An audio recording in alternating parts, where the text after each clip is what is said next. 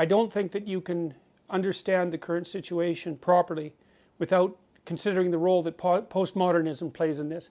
Because postmodernism, in many ways, especially as it's played out politically, is the new skin that the old Marxism now inhabits. So you could think that there's a postmodern philosophy, which we'll talk about a bit, that really came into its vogue in the 1970s after classic Marxism, especially of the economic type, had been so thoroughly discredited that no one but an absolute reprobate could support it publicly anymore. Even the French intellectuals had to admit that communism was a bad deal by the end of the 1960s.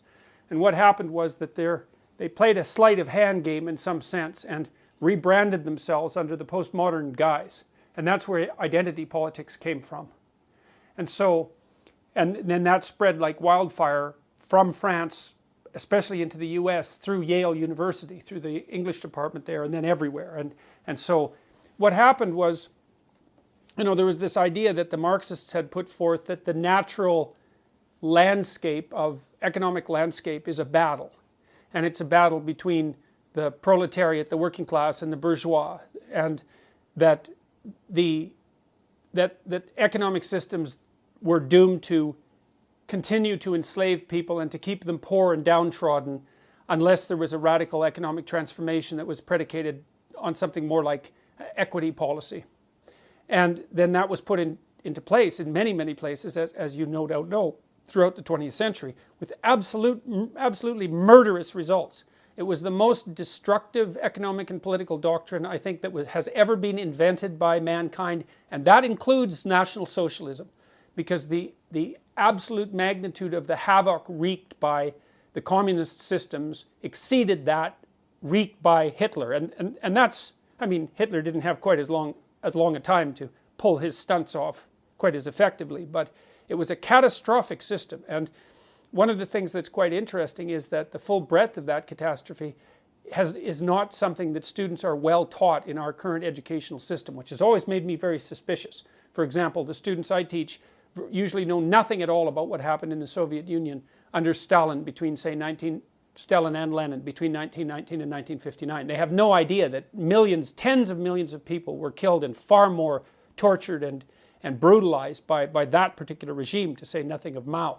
So look, what happened was that by the end of the 1960s, the evidence that communism was a catastrophic failure was so overwhelming that even the French intellectuals, and we'll return to them later, like because the French have a very long-lasting and powerful public intellectual tradition, and so intellectuals there are very influential. Even the French intellectuals like Sartre, Jean-Paul Sartre, the famous philosopher, had to admit by the end of the 1960s that the Stalinist, communist, Maoist experiment and all of its variants, not just those particular dictators, but all of its variants, was an absolute catastrophic failure. And then what happened was the postmodernists came onto the scene, and they were all Marxists, but they couldn't be Marxists anymore because you couldn't be a Marxist and claim that you were a human being by the end of the 1960s. And so they started to play a sleight of hand, and instead of pitting the proletariat, the working class, against the bourgeoisie, they started to pit the oppressor, the oppressed against the oppressor. And that opened up the avenue to identifying any number of groups as oppressed and oppressor, and to continue the same narrative under a different name. It was no longer specifically about economics. It was about power. And everything to the postmodernists is about power. And that's actually why they're so dangerous, because if you're engaged in a discussion with someone who believes in nothing but power, all they are motivated to do is to accrue all the power to them. Because what else is there? There's no logic, there's no investigation, there's no negotiation, there's no dialogue, there's no discussion, there's no meeting of minds and consensus. There's power. And so since the 1970s, under the guise of postmodernism, we've seen the rapid expansion of identity politics throughout the universities. It's come to dominate all of the humanities, which are dead as far as I can tell, and a huge proportion of the social sciences. And we've been publicly funding extremely radical postmodern leftist thinkers who are hell-bent on demolishing the fundamental substructure of Western civilization. And that's no paranoid delusion. That's their self-admitted goal. And I've identified, not only me obviously, but one of the main players in this entire drama is a French philosopher named Jacques Derrida, who I think most trenchantly formulated the anti-Western philosophy that is being pursued so assiduously by the radical left. And I think its dangers cannot be, I don't think its dangers can be overstated. And I also don't think the degree to which it's already infiltrated our culture can be overstated. I mean, the people who hold this doctrine, this radical postmodern communitarian doctrine that makes racial identity or sexual identity or gender identity or some kind of group identity paramount, they've got control over most low to mid-level bureaucratic structures. And many governments as well, but even in the United States, where a lot of the governmental institutions have swung back to the Republican side, the postmodernist types have infiltrated bureaucratic organizations at the mid to upper level. And that's actually what they're trained to do by their activist professors in university. And if you want proof of that, you can just go onto the websites of women's studies groups, for example, because they're some of the top offenders, and just look at what they say. Well, but that's the issue, is that caring for someone or for a group of people is a very complicated thing. And it doesn't always mean be compassionate and feel sorry for them because they're downtrodden. It's not good enough. Like a lot of the structures that we've put in place to help people over the long run are rather harsh in their operations in the short term. I mean, so the values that are associated with trait conscientiousness, for example, which are reasonably good predictors of more conservative-leaning political belief, aren't warm, fuzzy virtues. They're cold, hard, judgmental virtues. They're the demands for performance, for example, that go along in the workplace. But if you want to take care of an infant who's crying, you want warm, instantaneous, impulsive compassion. Because there's a problem and it needs to be solved right now, and you have the solution. Right? The baby's too hot, the baby's too cold, the baby needs to be fed. You can fix that right now. If you're dealing with systemic problems of poverty, for example, or trying to determine how to produce more opportunity for everyone to benefit from everyone's abilities, you have to use a hell of a lot more than compassion to get there. And so to think of community in the positive sense as being driven by nothing but empathy, which is really one of the central arguments of the postmodern types, at least that's what's driving some of their argumentation, is it's an absurd proposition. And so it's not so much that they confuse the two things, is that they fail to differentiate the concepts to begin with. It's very, very difficult to build functional structures that help people thrive individually and socially over long periods of time. And merely being empathetic, man, that's just going to get you nowhere. A 3-year-old is empathetic. And I'm not dismissing that. Empathy is important, but as a problem-solving mechanism, it has very, very limited utility. Yeah. Well, this brings me back to, we talked briefly about, National Socialism, fascism, and collectivism. The difference being, from my understanding, fascism was made to control the individual, Marxism was more control of means of production, socialism more means of controlling the fruits of production, if I'm not mistaken. And I think we've seen the destructive nature of collectivism in destroying the individual, right? Well, I think that's actually the point in large part. I mean, Derrida, for example, coined a term he called phallogocentrism, which he regarded as the central axiomatic position of the West. Not only the Enlightenment West, but also the Christian, or Judeo-Christian for that matter, West prior to the Enlightenment.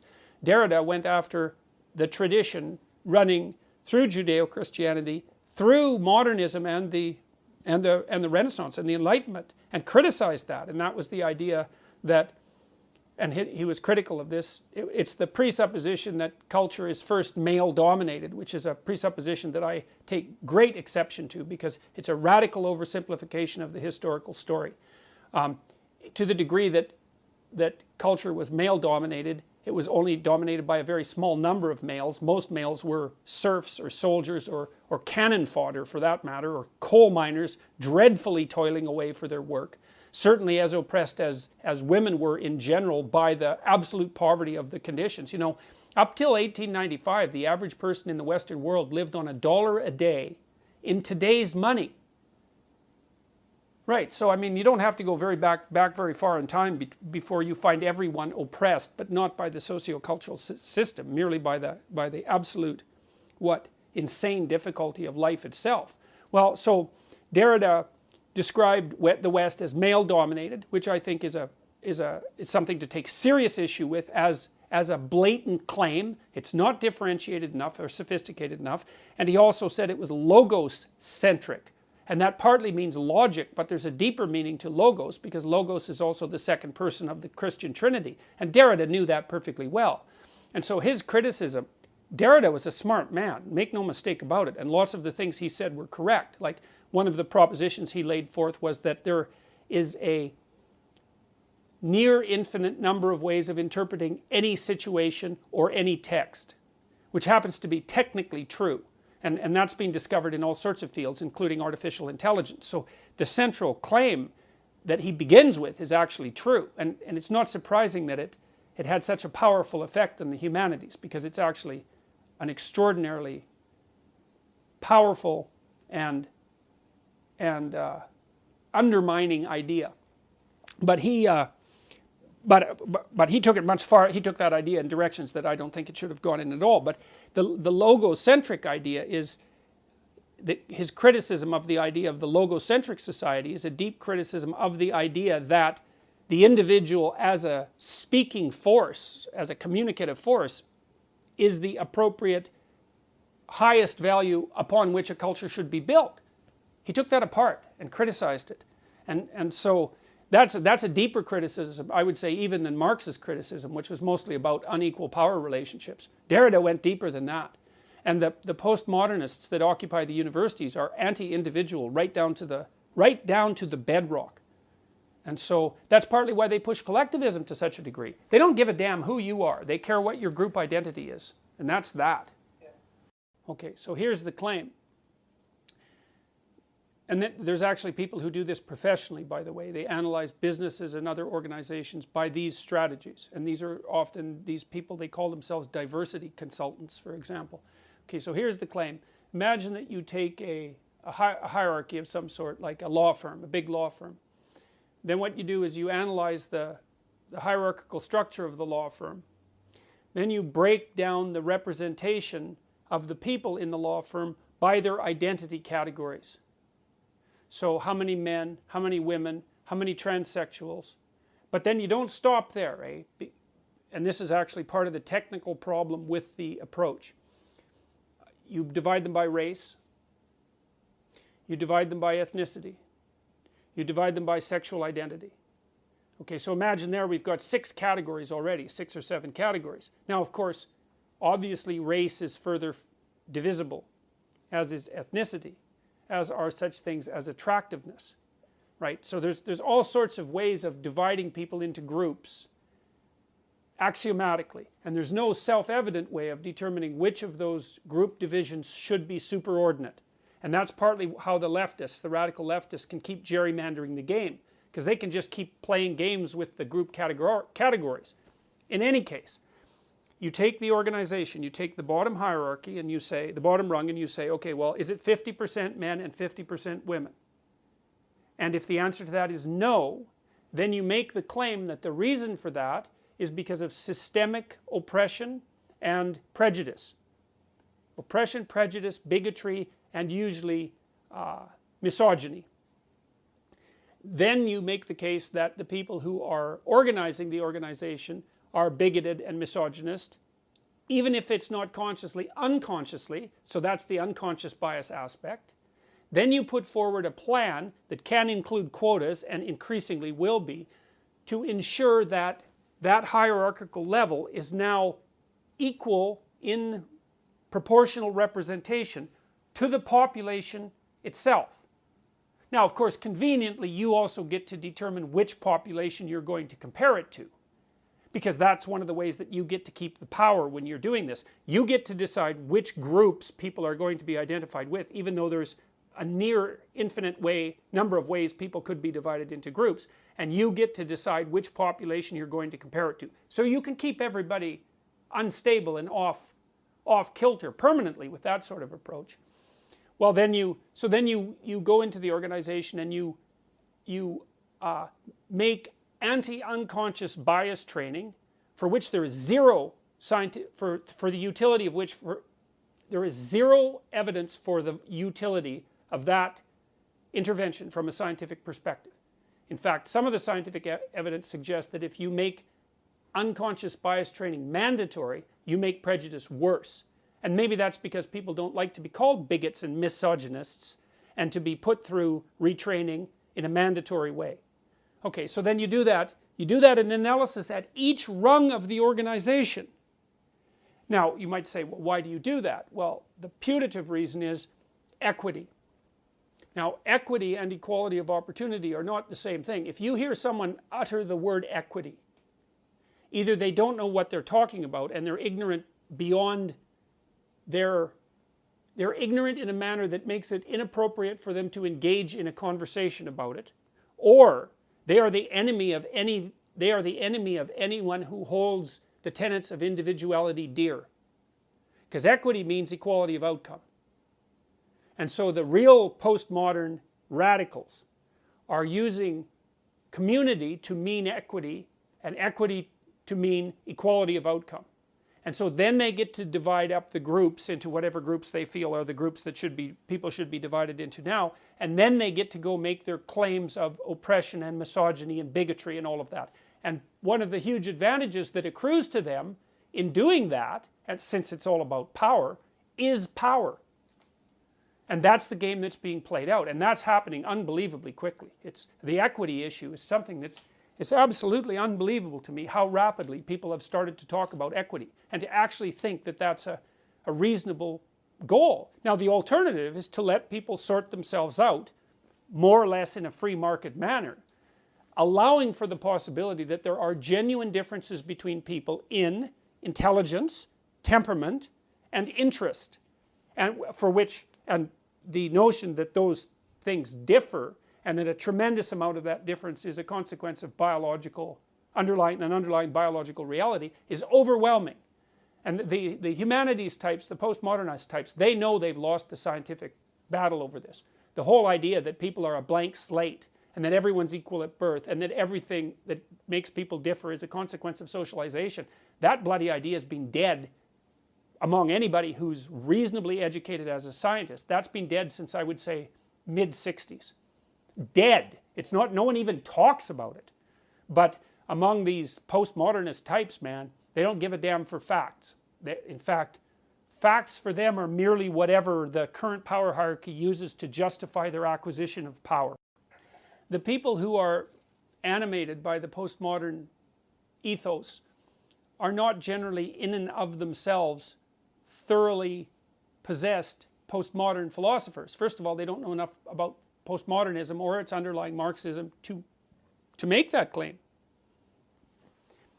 Imagine that the philosophy has an impetus, it has a core tendency to move in a given direction as a body of ideas, a coherent body of ideas. And then imagine that it's represented in fragments among people who find its tenets palatable. So most student radicals, for example, are not 100% committed postmodernists. They're probably only like 10% committed postmodernist. When they're not being foolish with their mob, they're out being normal people. But you get a mob together that's animated by that postmodern ethos, then the collective spirit that animates the mob has that power-seeking proclivity and that antipathy towards Western ideals that we've been discussing. I think it's what makes that different, let's say, from what was happening in the Soviet Union at the beginning of the Russian Revolution, is that there was a organized group of conspirators, Lenin at the head, whose goal was to overthrow the monarchy and to seize power. And that isn't what's happening here. an organized group of people who are getting together and saying, well, you're going to lead the assault on Western civilization and we're going to produce a new government out of the ruins. It's nothing that explicit and articulated, but the end result is much the same. And it's happening, well, I think it's already demolished the universities. So I think actually irreparably. I think whatever the universities are going to be in 15 years, especially on the humanities end, will bear almost no resemblance to what the universities are now. Right? The purpose of those so-called disciplines is to produce radical postmodern activists who will reshape the political and economic structure. In fact, that's part of the coursework. It's like, that's what they do. The discipline isn't based on the acquisition of abstract knowledge. They're activist disciplines. And, you know, I use women's studies as the core example because I think it's most obvious with women's studies, although all the ethnic gender studies, pseudo-disciplines that have emerged in the universities over the last 30 years are all bastard children of exactly the same enterprise. But even more appallingly, that ethos has moved out into disciplines that at one point had some genuine value. Anthropology, that's a good one. Sociology, social work, education. Education is done. The faculties of education are so corrupt that it's almost unimaginable. They might even be worse than, as a societal segment, they might even be worse than the women's studies groups because they've seized the educational systems. I mean, I've just been reviewing the Ontario Teachers Federation, ETFO, I think it is, EFTO, Education Federation. I'm sorry, I can't remember the acronym. Doesn't matter. It's a document that's produced by the main teachers organization in Ontario. And I've just been starting to review their curriculum for children from kindergarten to grade 8. It's pure social justice postmodernism. Jesus, they even teach kids here's how you interpret a book if you're a postmodernist, like a fiction book. You don't read the book and try to understand what utility might be extracted out of it to guide you in your life. That's the old system. The new system is you read the book and you analyze it in terms of whose societal position of power it justifies. So you look for who the supremacist is in the text. Could be the author, it could be the characters, it doesn't matter. You read the text as if all it does is reflect on the current corrupt power structure that obtains in current society. And that's the beginnings of literary criticism under the social justice regime. And none of this is subtle. These people have gone way beyond subtle. You know, we have social justice tribunals in Ontario. They're named that. And the educators in Ontario, the teachers, have already decided that the goal of the education system is to indoctrinate children from kindergarten into a radical postmodern, leftist, communitarian, equity-oriented ethos. That's what they're doing. They're even subsuming the teaching of mathematics and science under that umbrella. And none of this is subtle, man. You just go online and download the documents and read them. And if you read them critically and carefully, well, since I've been really looking into this, which would be since last September, really starting to look at it from a legislative and policy level, I mean, the first thing I came across was the Ontario Human Rights Commission website, which is an absolute travesty. Those people are so dangerous, it's almost, you almost can't believe it. The Ontario Human Rights Commission, it should be abolished. It's a very subversive and dangerous organization, as are the human rights tribunals. Those things are dangerous. The Ontario Institute for the Studies of Education, that bloody thing is a fifth column. The people who are producing the educators that emerge from that institute, they should be put on trial for treason. Like, it's serious stuff. And the idea that the purpose of education is to get them while they're young, you know, in kindergarten, so that this radical postmodern Marxist ideology can be so thoroughly inculcated among people when they're young that they have no chance of escaping from it. And that's what's happening in the education systems. It's unbelievable. You know, every day I come across new policy statements of this sort that make my jaw drop. It's like, as Canadians, we're so accustomed to our political system working that we don't pay any attention to it. And so when you ring the bell and say, hey, there's a problem, people think, no, there's not. This is Canada, for Christ's sake. There's no problems here. You must be insane.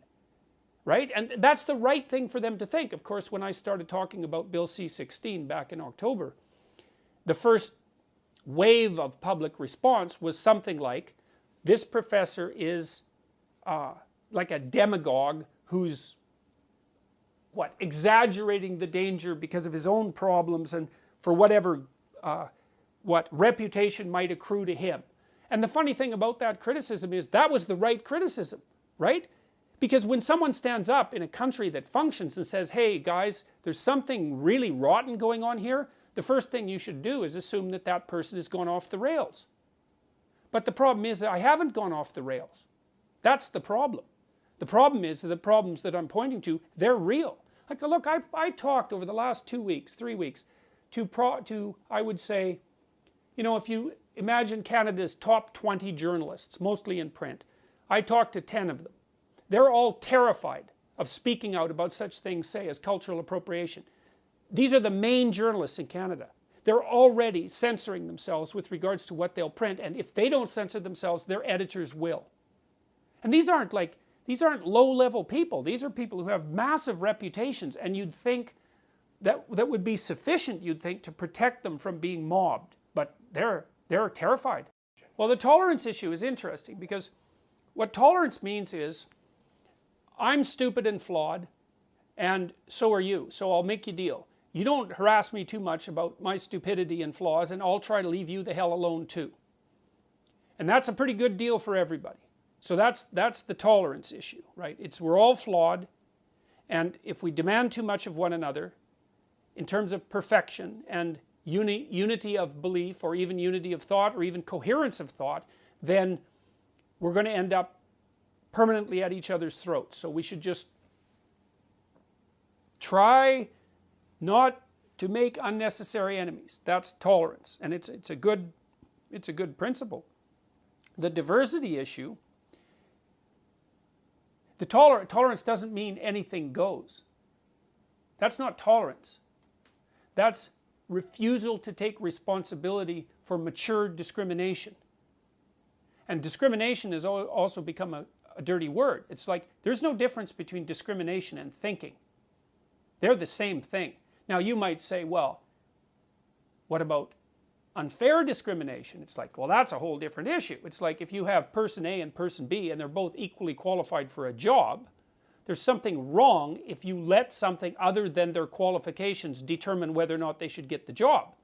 I mean, no one debates that seriously anymore. You know, so if somebody doesn't get a job because of their race, everybody says, well, you know, what the hell's wrong with you? You're not taking advantage of the person's talent. You're doing society a disservice, and you're hurting individuals unnecessarily. You shouldn't do that. It's like, okay, fine. We all agreed about that back in like 1965. That's covered. So, but the idea that anything goes with regards to tolerance and lack of discrimination, that's an entirely different thing. That does not mean that all people are the same, or that all abilities are the same, or that everything is of equal value. And so there's a big difference between tolerance and nihilism. And so lots of people say tolerance when they mean, well, anything goes, I can do whatever I want, I don't have to be responsible for anything, I don't have to think, and there's no difference between people no matter how they act. It's like, sorry, that's not a philosophy, man. That's a recipe for chaos and disaster. And then the diversity thing, it's like, oh, I see, we need more black people on our board because all black people think the same way. That's how we're going to play this, is it? We're not going to be able to think. So it's such a pernicious philosophy because it's predicated on the idea that the way someone thinks is inextricably tied with their group identity. Well, that's what the bloody racists used to think.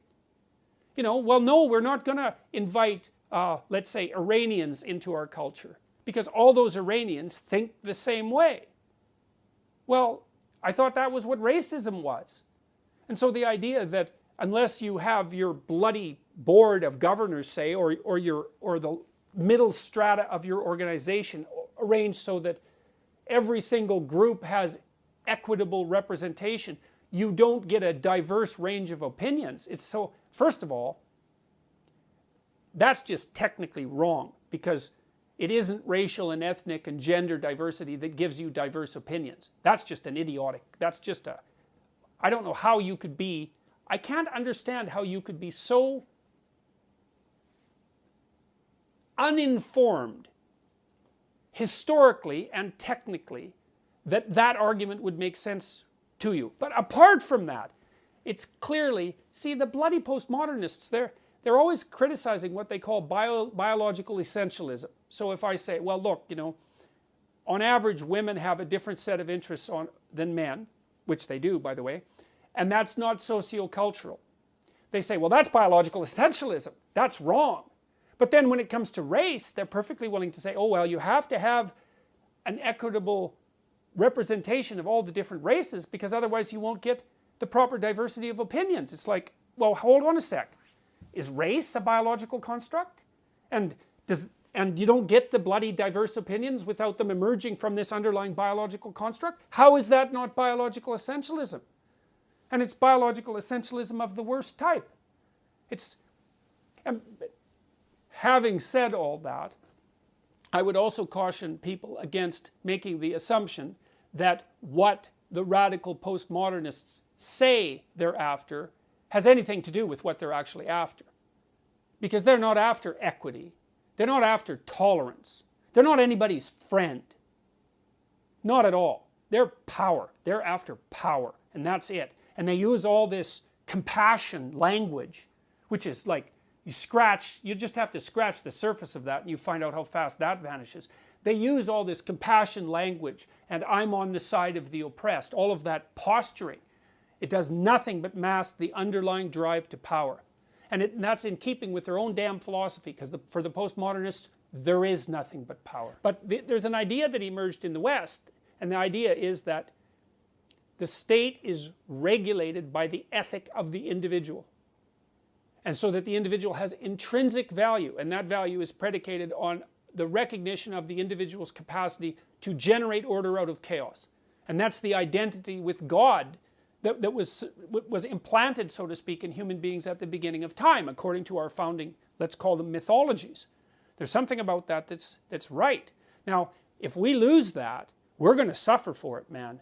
We're going to suffer for it. And I've studied totalitarianism for a long time. I know what happens when things take a viciously communitarian twist. It is not pretty. And you know, people think our society is more, even the radical leftists who criticize it, think that our society is more robust and impervious to subversion and danger than it actually is. It's actually not. It's actually, we could lose it a hell of a lot more easily than we think. And it's got all sorts of flaws, and like, criticize away, but with a bit of gratitude, that would be nice. It's got all sorts of flaws, but we don't have anything better to put in its place. And when we tried a couple of different variations in the 20th century. Man, and that did not go very well. Now, if people want to bring that back, it's either because they don't know what happened, and they probably don't, because generally speaking, people's historical education is so dreadfully inadequate that it's actually, it's like a crime. Or they don't care, and what they're aiming for is trouble. And neither of those things are good. So, you know, I've been watching this politically correct thing develop for 3 decades. You know, it's popped its head up here and there. It happened really in the 1990s, in the early 1990s, but then it sort of faded away to some degree. But right now, man, it's back with a vengeance. You know, in Bill C-16 in Canada, that's going to pass. And that is the first piece of legislation ever put in place in Canada that compels speech. And the Justice Minister curses on her head. The Justice Minister is refusing to, and her coterie of minions are refusing to implement a perfectly reasonable amendment that was proposed by Senator Don Plett to to reword the Canadian Bill of Rights to ensure that Bill C-16 doesn't interfere with free speech. And they refused to do it. Why? Because equity trumps everything. Equality trumps everything. And that's not good, to put it simply. That is not good. And so people need to wake up and see what's happening. And they need to start watching what their children are being taught. That the new policies of the Ontario Teachers Federation, as I said, I've got the acronym wrong, those should be scrapped. I would tell people, do not send your children to public schools. If you're going to send them to public schools, you better bloody well keep an eye on what they're being taught. And I would say that's particularly true for communities of relatively conservative immigrants and minorities. You know, I mean, historically they've been aligned, say, more with the Liberal Party in Canada because of its more tolerant attitude towards immigration. It's like, it's time for those relatively socially conservative ethnic immigration communities to wake up and realize that the people that they thought were their allies are not their allies at all. So, no, we're going too far down this road. It's not a good idea. And it's happening a lot faster than people think. So, it's time for people to wake up. Jesus, you know, I've talked to the Conservatives, the leadership, many of the people who ran for the leadership federally. I've talked to the provincial Conservatives in Ontario. The provincial Conservatives were too afraid to have me come and talk to their caucus. Think about that. They think I'm too, because, you know, their theory, this is Patrick Brown's strategy, is if they just shut the hell up and hide in a corner, Kathleen Wynne will flame out and they'll win the election. It's like, well, maybe and maybe not, but that's no strategy of courage. It's like the conservative types, even the liberals, the classic liberals, have to get out there and say, look, what's happening on the radical end of the political spectrum, that is not good. We need to do something about it. But they're too afraid. The conservatives are afraid that they will be targeted as individuals, mobbed by the social justice warriors online, and taken out. And so they don't say anything. It's not even the social conservatives who won't say anything. It's like mainstream liberals who won't say anything. Well, as soon as people, so now the journalists are censoring themselves. They've already told me that. The politicians are censoring themselves. It's like, what the hell? What's going on? And what's really awful about it is it's a very small minority of people who are basically producing this movement forward. It's probably no more than about 5% of the population. So, and the other thing that's so interesting is if you push back against them hard, they just fold. I can't even get the social justice types to debate me. They won't do it. Now, they don't believe in debate. So why would they debate? They only believe in power. But like when I went to Queen's University to talk to the law students there about Bill C-16, from what I gathered, all of the law professors were invited to debate me. Now think about it. I'm not a bloody lawyer. I'm no law professor. I'm talking about legislation. Like a good lawyer should have been able to come out and just have twisted me into knots and sent me home in a cast. And they couldn't find a single bloody professor to come out there. So Bruce Pardy, who's a professor, had to come out and play devil's advocate. So there's no debate there. There's no discussion. So this small minority, they're well situated. They have a philosophically driven agenda.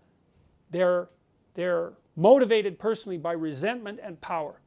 But there aren't that many of them, and they're bloody cowardly. And if you face them down, they'll run away. So I would say we should face them down before they continue to wreak the kind of havoc that they're already wreaking on our society. And we could certainly start with Kathleen Wynne and her coterie of radical postmodernists. So we should chase every single liberal, every single provincial liberal should be taken out of the Ontario legislation in the next election. That would be a good outcome. That would be a message. It's like, don't muck about with the structure of the family. There's a start. So,